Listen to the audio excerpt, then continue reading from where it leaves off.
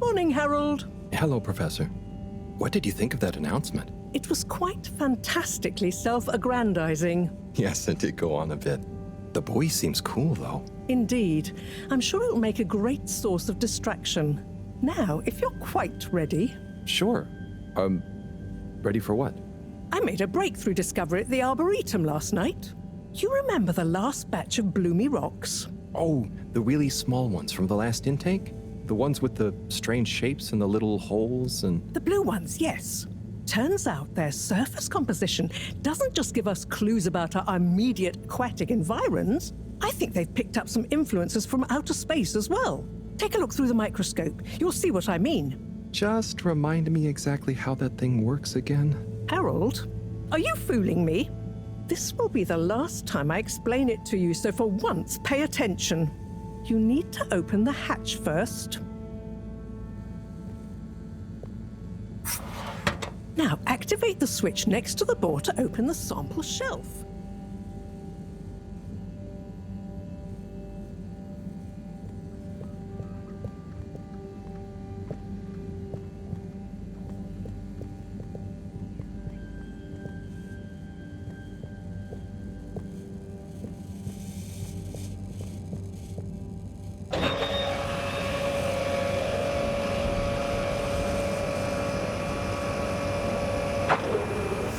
The rock you want is in the container on the lower right. You remember your left and right? Bring it to the microscope and insert it into the hatch.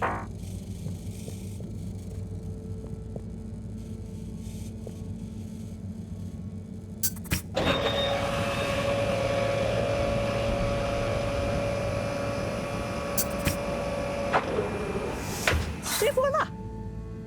Check the microscope, and finally, you'll see what I mean.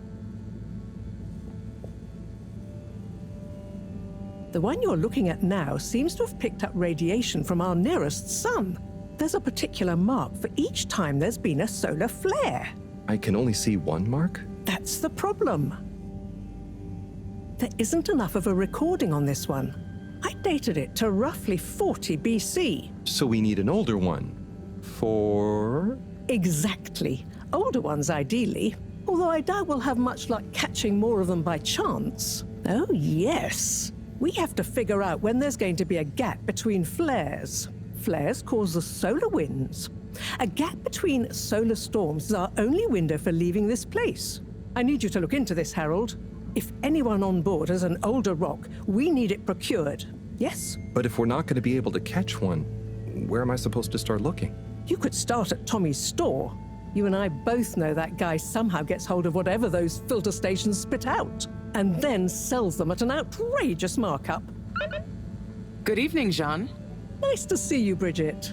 Is the sample in the microscope? I'm really curious to inspect it. Yes, you definitely should.